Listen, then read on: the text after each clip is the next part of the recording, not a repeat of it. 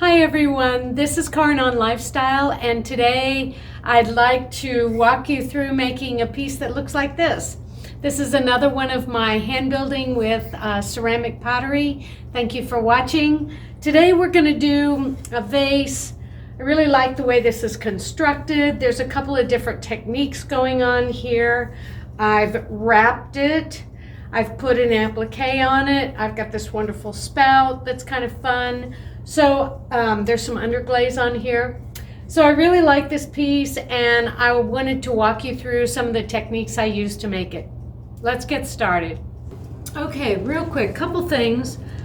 I'd like to talk about the gloves, first of all. There's a lot of you out there that might be sensitive to all kinds of different things. Gloves can be a huge help in the studio. If you have a cut or a rash on your hands, it's probably not a good idea to use clay. However, gloves are a perfect solution to that. They allow you to feel the clay. They certainly don't mark the clay, and it's a great way to be in the studio. It's also great for if you have to handle camera equipment while you're working with clay. You can just remove the glove and your hands aren't completely covered in clay. Another thing I wanted to talk about is how you figure out how much clay to roll out. So pretty simply, you take a measure and you go around your piece like this. Pretty straightforward, but it took me forever to figure it out. So I've got about 11 inches circumference, and I kind of want to make it around 6.5 inches high. So there's my 6.5. So this is kind of the end of that area, and then I've got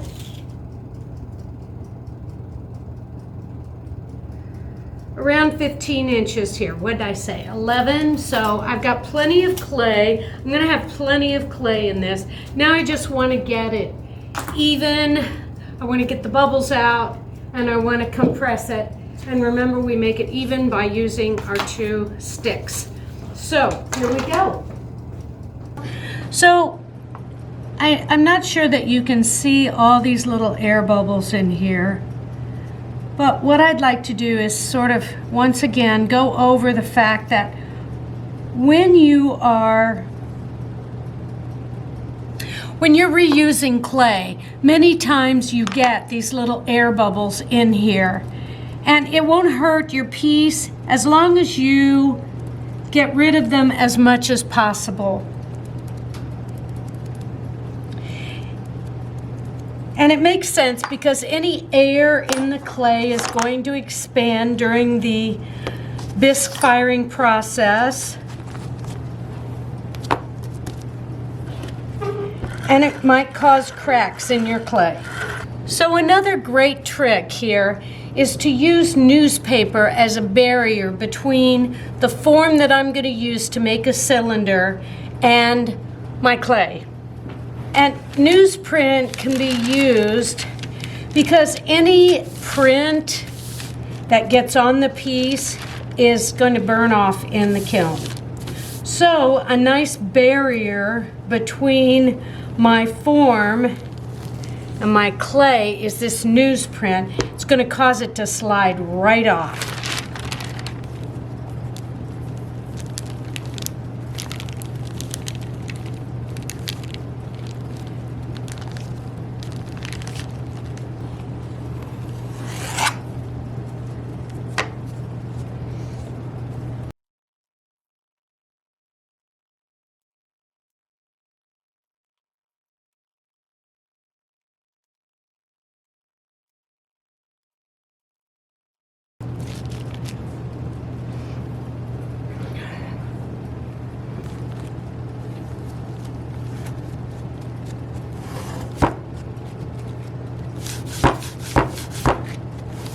Now there's a couple ways that you can seal this. We can slip and score it, which would probably be a good idea, but we can also use stamps to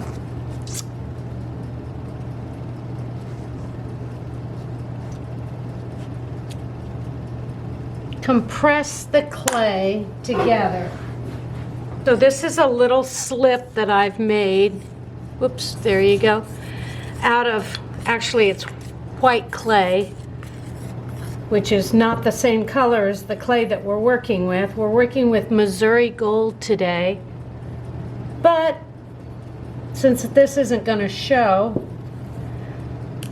I'm not real worried. This is mostly water anyway. Really very little slip in there. And remember, it's always a good idea to score and slip both sides. But I don't have to do a lot of it. So this is going to go together pretty easily.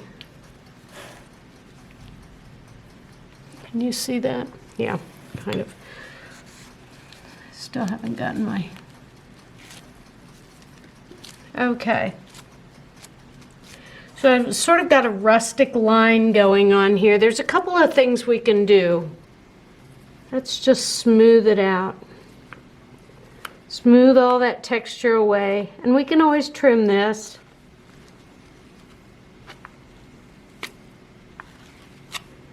So all that texture is gone. Now we do have a lump here. So I do like to put something going on here that's going to give this some interest. See, this slides up so easily there because of the newspaper. So let's trim this.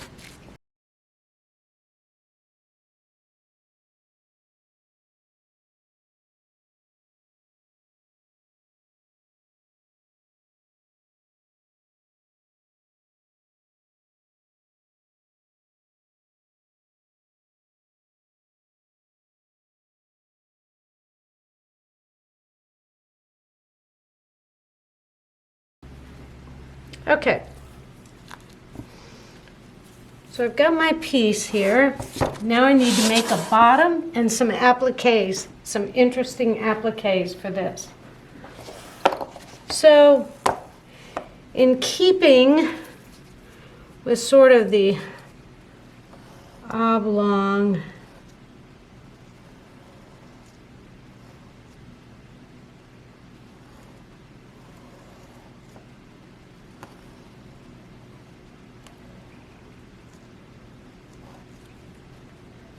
I don't know, I'm just playing here.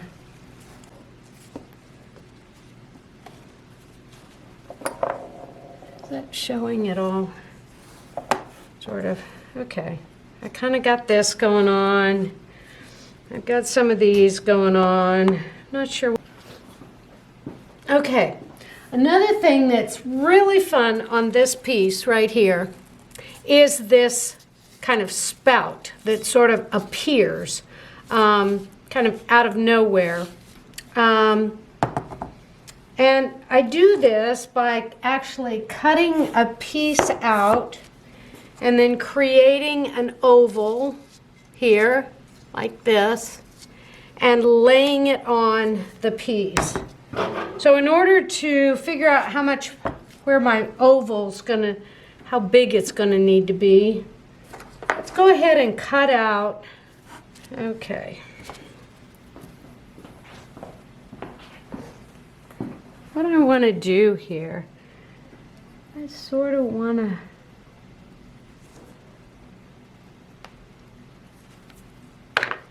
take out an oval.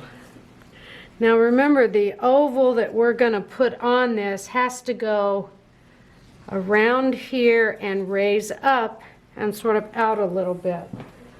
So now we know kind of what type of piece we need to roll out for that.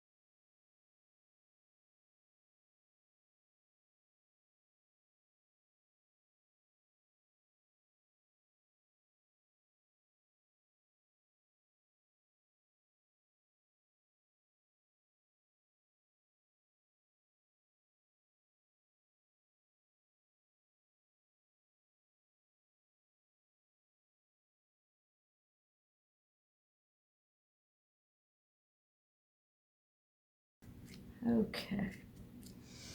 Now there's several tools you can use. Oh, that won't work. This is a round tool here. I like this because it's going to smooth away that slip without making too much of a mark in my clay.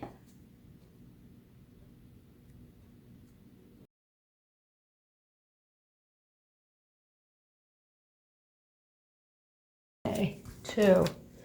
So, I've got my basic form. Now let's set it on its base.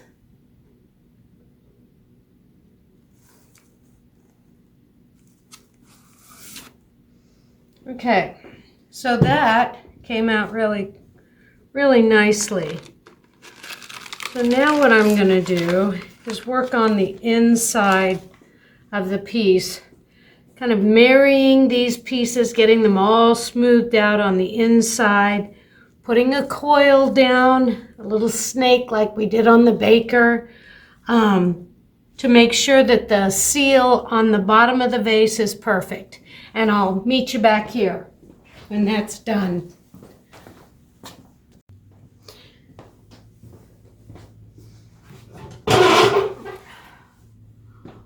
What I've done here is I've scored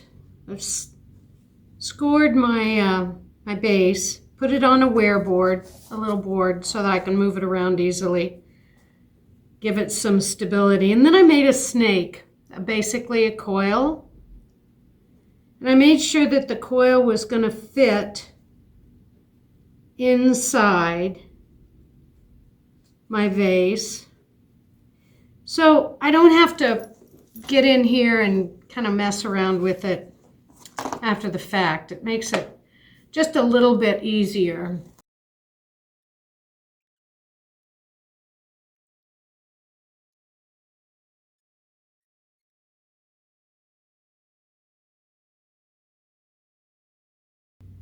All right. Now remember how we talked about undercutting with the baker? I'm going to do the same thing here. I'm going to undercut this vase just slightly so that there's some space between where it sits on the table or where it's sitting, because it gives it a prettier line.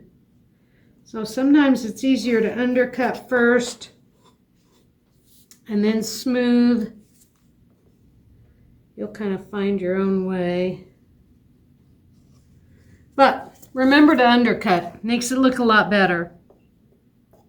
Now I'm just going to smooth this base on and smooth my coil on the inside.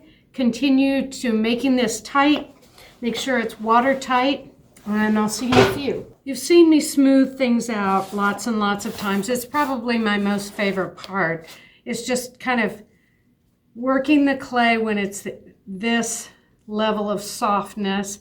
I've cut off, I've used my level here, and I've cut off some high spots in the clay where it seemed to be a little high. And I've made sure that my seams are good inside the pot. And basically, after I used my thumb tool to smooth it out inside, I just got in there with my finger, or your thumb, which is what the tool's named after, just to make sure that it's nice and smooth in there. And of course now there's a lot of smoothing out to do, some of which I'll do when the clay's a little harder, because sometimes if you mess with it too much at this stage, it just muddies up a little bit, and it really isn't easy to do. So there's a lot of smoothing out that still needs to be done. But before I start messing with the outside of it, I think I want to think about where my appliques are going to go. And this is, you know, this is the fun and creative part. A lot of times I'll do things like flowers, but since we've got this sort of piece going on here, I thought maybe we could just do some angles. Just give it sort of a 60s vibe here. So I want to think about, and the clay's quite wet here, so I've got a lot of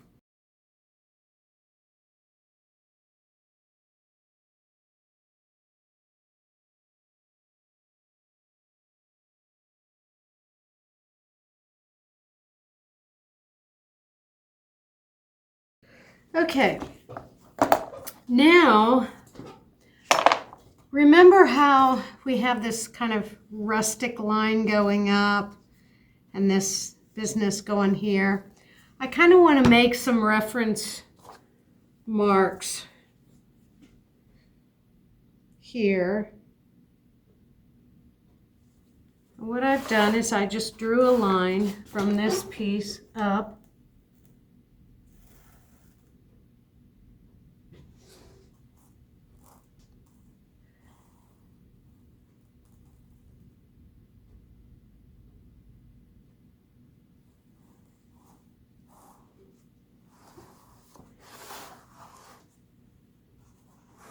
Okay. It's going to give a place for the glaze to lay. It's going to be kind of fun to have that glaze, we call it break along the imperfections in the piece. This is called breaking right here.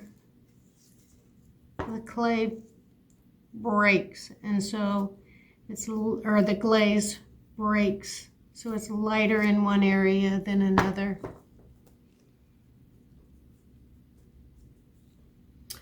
Okay, now this needs to dry to leather hard.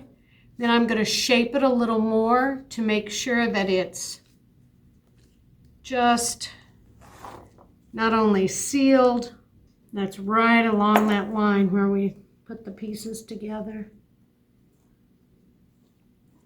Okay, now these applique marks or appliques that I've put on here, they're not really on. So what I need to do is slip and score them.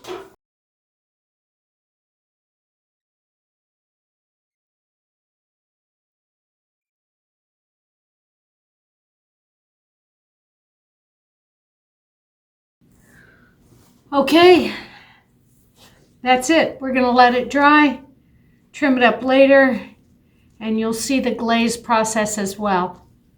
Thanks for watching, you guys. Please subscribe if you enjoy watching these videos and me playing with clay. This is another one of my series on hand building ceramic clay. I'll be doing some more videos on my trip to Kansas City soon. We'll do some of the highlights of that town.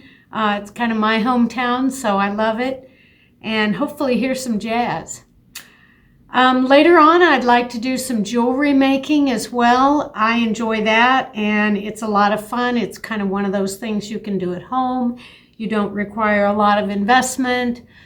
Sometimes it's good to put your creative juices to the test. I was in technology all my life and didn't think there was a creative bone in my body. And it wasn't until I got a little free time that I was able to find some of these things that makes me happy. Thanks for watching. Please subscribe if you enjoy the content. And I'll see you next time. Thank you.